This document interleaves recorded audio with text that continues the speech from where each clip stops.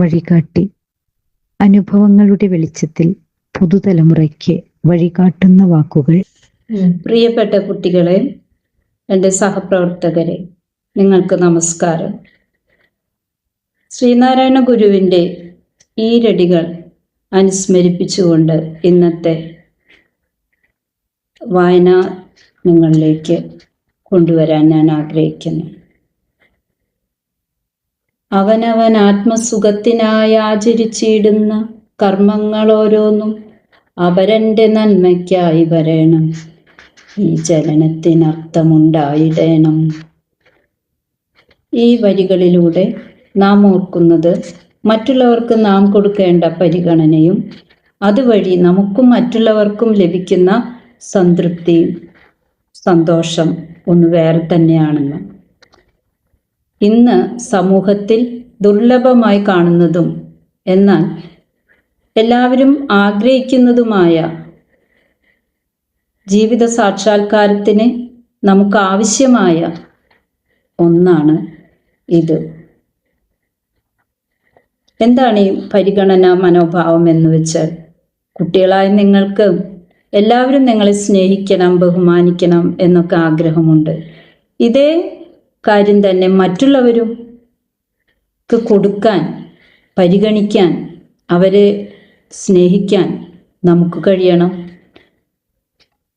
ഇതിന് നമുക്ക് കഴിയാറുണ്ടോ? ക്ലാസ് മുറികളിലും വീടുകളിലും കളിസ്ഥലങ്ങളിലും എന്ന് വേണ്ട സമൂഹത്തിൽ നാം എവിടെയൊക്കെ ചരിക്കുന്നുണ്ടോ അവിടെയൊക്കെ ഈ ഒരു പ്രവണത, മറ്റുള്ളവരെ പരിഗണിക്കുന്ന ഒരു സംസ്കാരം നമുക്കുണ്ടോ? ഇല്ലെങ്കിൽ അത് വളർത്തേണ്ടിയിരിക്കുന്നു. ക്രിസ്തുദേവൻ തൻ്റെ ശിഷ്യരോട് പറഞ്ഞതും മറ്റൊന്നല്ല, അതായത് മറ്റുള്ളവർ നിനക്ക് ചെയ്തു തരണമെന്ന് നീ ആഗ്രഹിക്കുന്നത് നീ അവർക്ക് ചെയ്തു കൊടുക്കുക.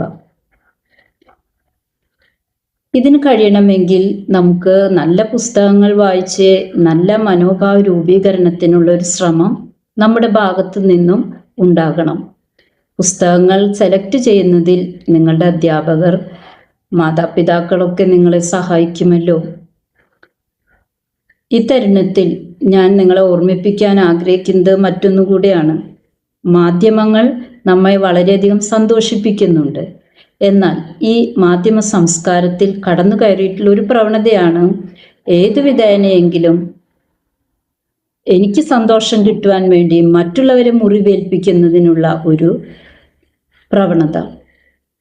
നമുക്ക് അതിനെ വേരോടെ പിഴുതുകളയണം.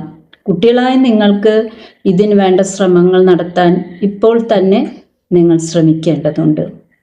അങ്ങനെ നല്ല ചിന്തകൾ നല്ല പ്രവൃത്തികളിലേക്ക് നമ്മെ കൊണ്ടുവരും. അങ്ങനെ സമൂഹത്തിലെ നല്ല വ്യക്തിത്വങ്ങളായി രൂപീകരിക്കാൻ നിങ്ങൾക്കത് സഹായകമാകട്ടെ എന്ന് ആശംസയോടെ ടീച്ചർ നിർത്തുന്നു.